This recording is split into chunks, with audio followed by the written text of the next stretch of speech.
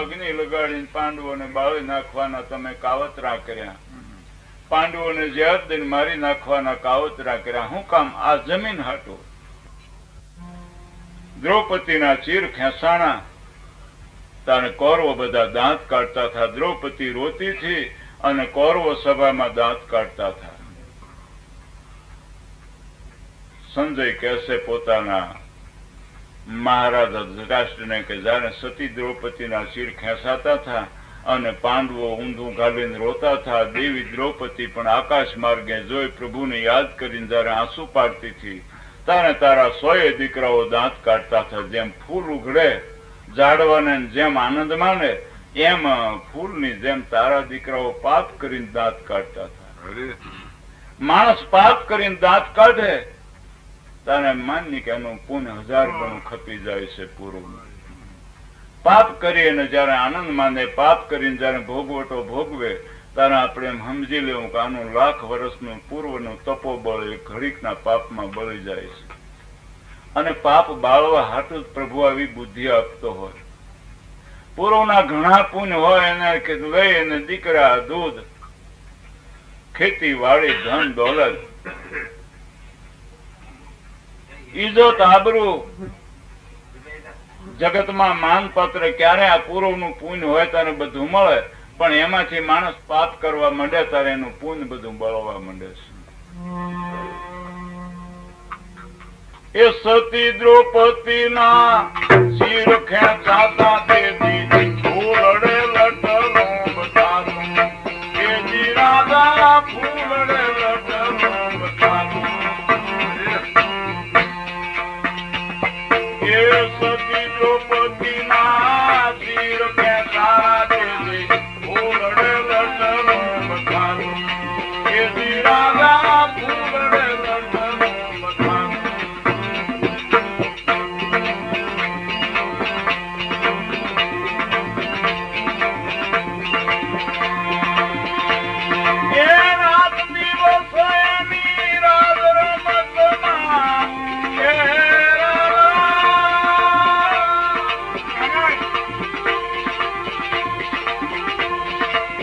રાત દિવસ તેની રાજ રમતમાં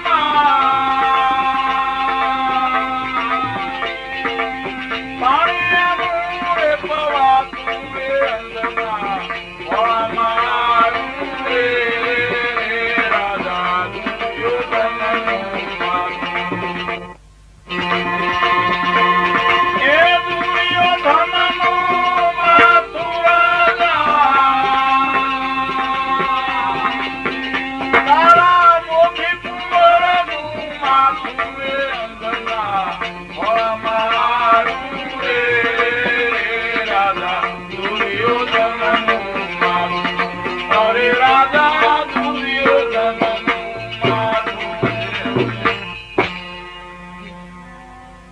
આટલા પાપના ભાતા બાંધ્યા, હાય લીધી.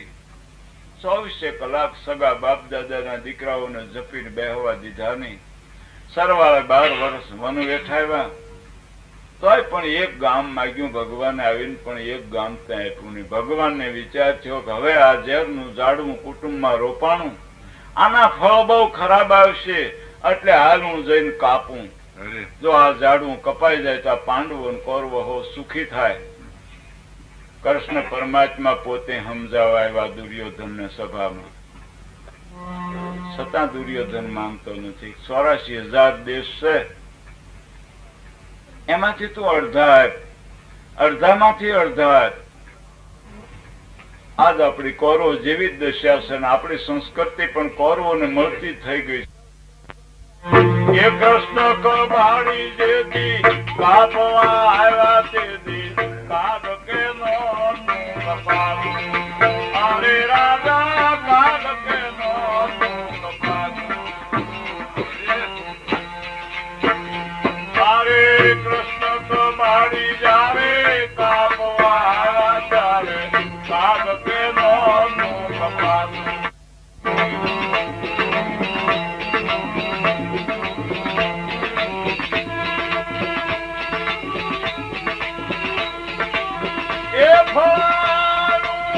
આપની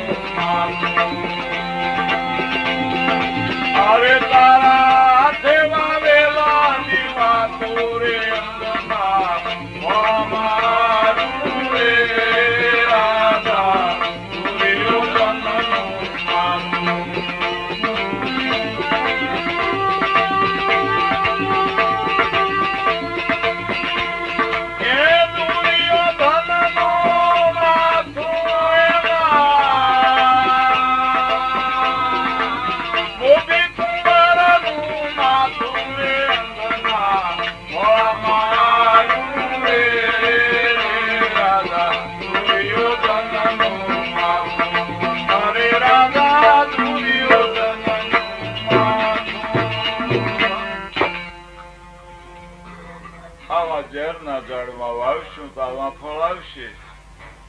એટલે દરેક આપણા શાસ્ત્રો પોકારીને કહેશે કે પુણ્યના બીજક વાવો, ભવિષ્યમાં પેઢી પર્યંત નહીં ખૂટે. આપણે કઈ કે કોક માણસને અકસ્માત થયો ને બચી ગયો, ભાઈ એના ઘરડાના પુણ્ય આવ્યા, એ બિચારો બચી ગયો.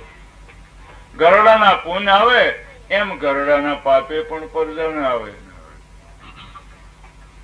જેની મિલકત આપણે લઈને ખાઈએ છીએ, જેની મિલકતમાં આપણે બેઠા છીએ, એ મિલકતના માલિકોએ પાપ કરેલું છે એ પણ ભોગવવું પડશે.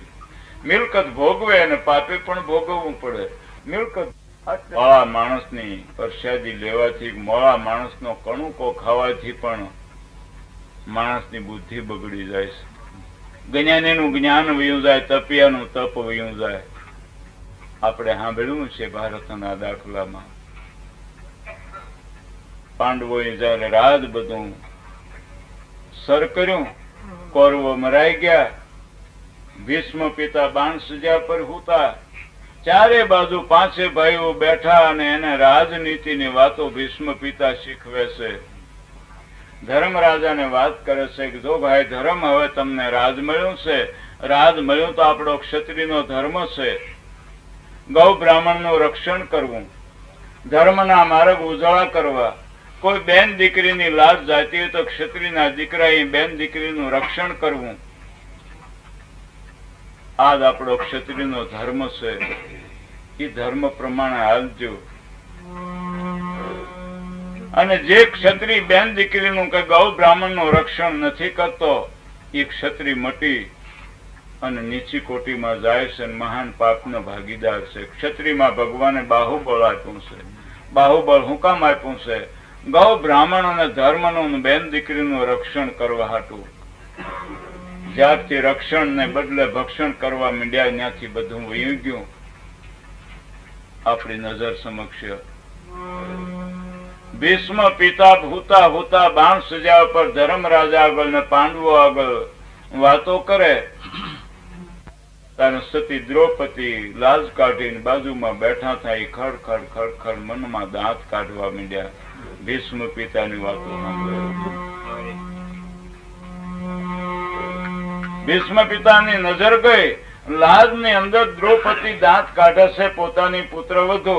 ત્યારે ભીષ્મ પિતાને શંકા થઈ કે દાય દ્રૌપદી જેવી સુઘડ અસ્ત્રી અને હું જ્ઞાનની ચર્ચા અને નીતિ ધર્મની વાતો કરું, એમાં દાંત કાઢે? અજ્ઞાની માણસ દાંત કાઢે, જેને કઈ ખબર નથી દાંત કાઢે, પણ આવો જાણકાર જીવ દાંત કાઢતો એટલે શંકા થઈ. એટલે ભીષ્મ પિતા કહેવા લાગ્યા,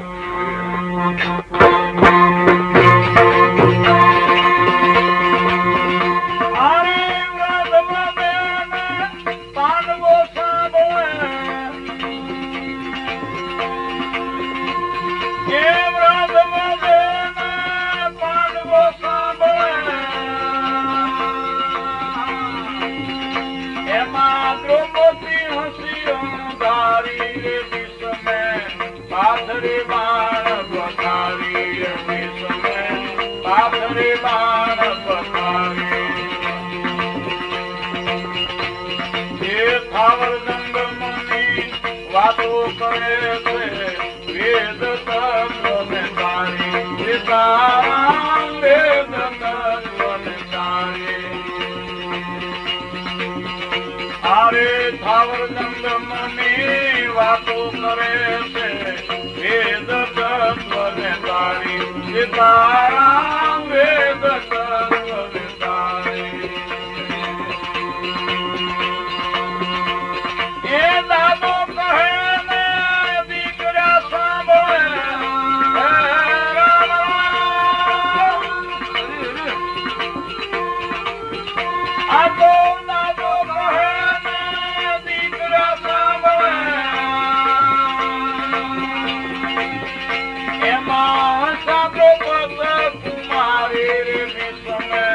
પાથરી બાણ પથારી, પાથરી બાણ પથારી.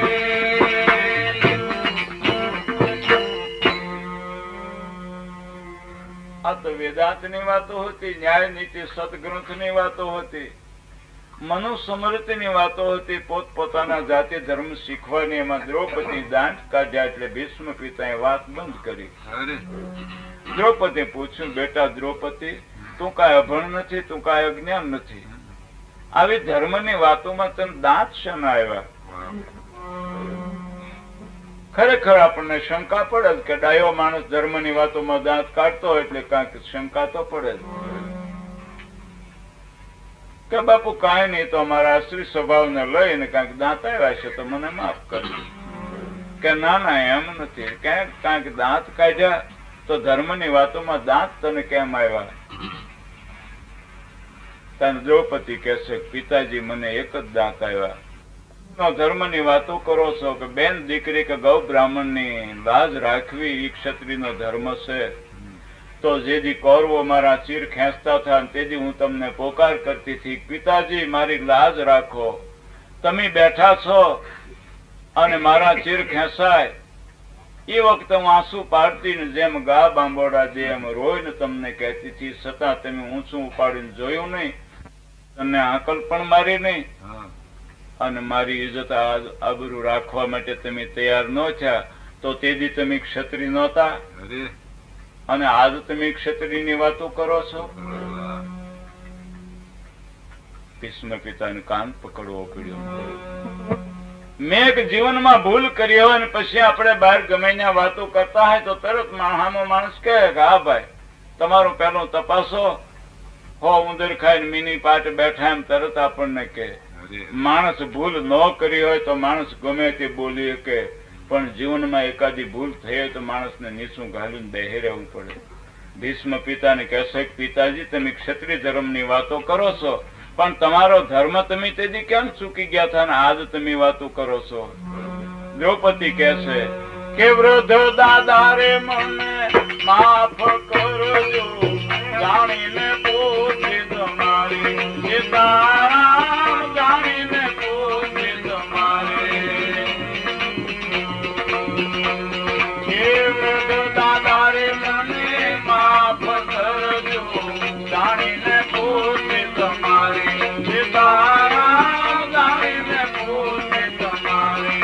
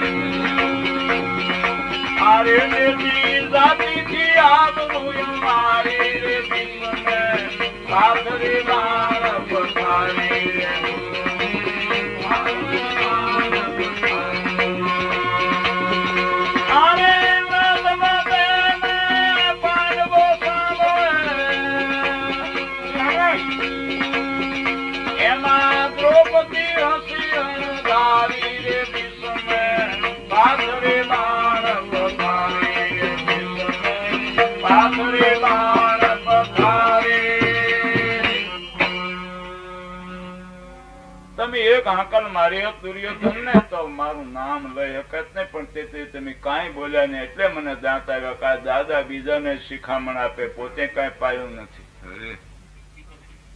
ભીષ્મ પિતા કે વાત હાચી, હું ક્ષત્રિય હતો, હું જોતો હતો તું બાંબુ નાખતી હતી, પણ મારા ખોરાકમાં તેથી ફેર હતો. હું કૌરવોના ખજાનાનું અનાજ ખાતો હતો, પાપનું અનાજ ખાતો હતો. જેના જીવનમાં પાપનું અનાજ ખવાઈ જાય, જેના કોઠામાં હરામનું કાંઈક બેહી ગયું હોય એનું દૈવત પછી કઈ રહેતું નથી.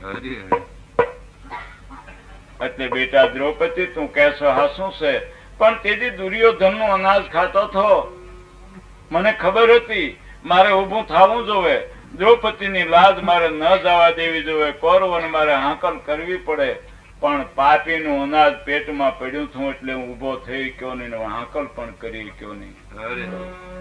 એ દુર્યોધનના દાણા પાણી કાયા પોસાતી મારી, હે રામ કાયા પોસાતી મારી. આરે દુર્યોધનના દાણા પાણી કાયા પોસાતી મારી, હે રામ કાયા પોસાતી મારી.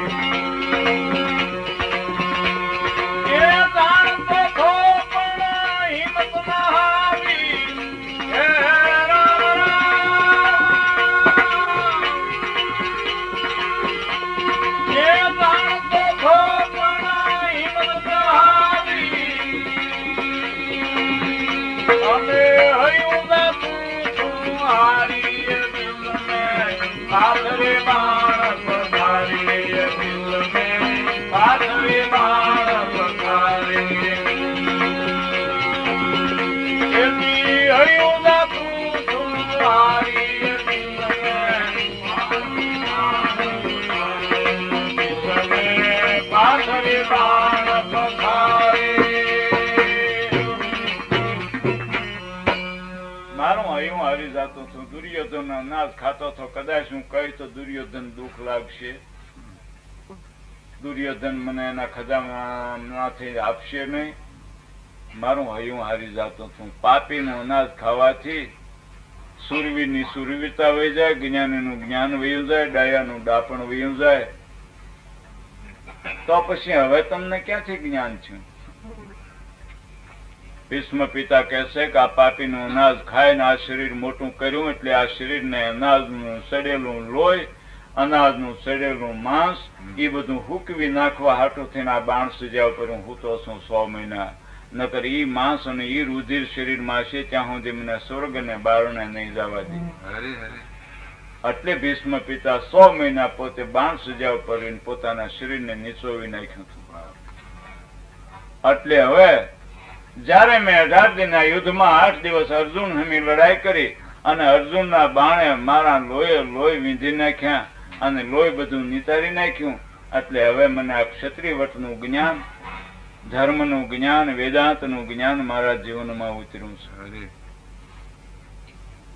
એટલે ભીષ્મ પિતા કહેશે એ પાર્થ કેરા બાણ પ્રહાર મારો રુધિર લેવું નિતારે, નિતારા રુધિર લેવું નિતારે. એ પાર્થ કેરા બાણ પ્રહાર મારો રુધિર લેવું નિતારે, નિતારા રુધિર લેવું નિતારે.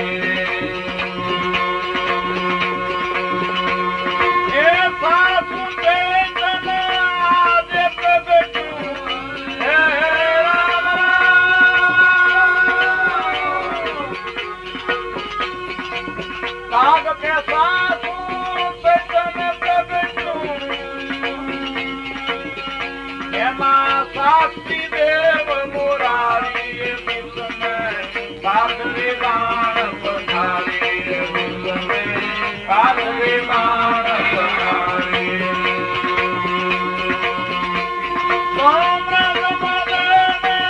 પાંડવો સાંભળે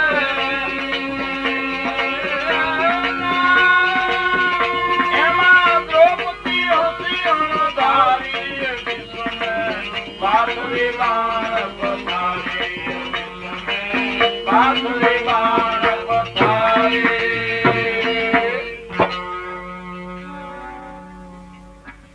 આના સાક્ષી ભગવાન છે કે જેવો આ એવો ઓડકાર.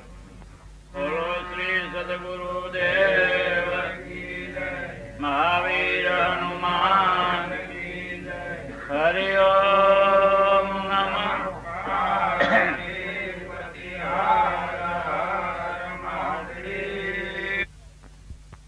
તો નાગરો ની ગાળું ખાય ભજન કરતા હતા પણ કોઈની નિંદા નતા કરતા.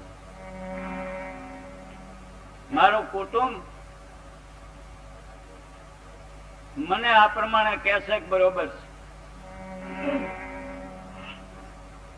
જગતની માયા તો નિંદા કરશે, કથણી કરશે, વખાણ કરશે, હાથી ઉપર ચડાવશે અને ગધેડા ઉપર બેહારશે. આ જગત નું એવું છે. માટે પ્રભુના નિયમ અને પ્રભુની ભક્તિ માટે તે ગાદા સંત ગાઈ ગયા કે તમે બાનું લ્યો, પ્રભુની માળા ફેરવો, તો એના પછી જીવન કેવું જીવાય? ગુરુજીને નામની હો માળા ફેરવો કમા,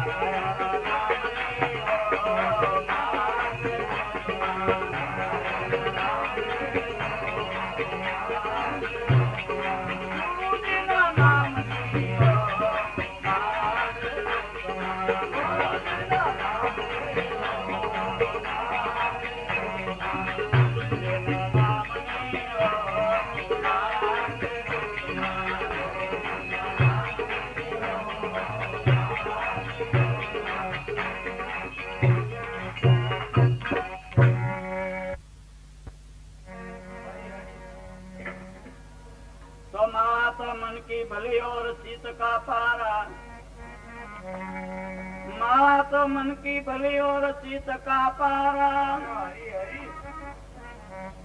चतुर नर की दो घड़ी न मूर्ख का जन मारा। कन्हैया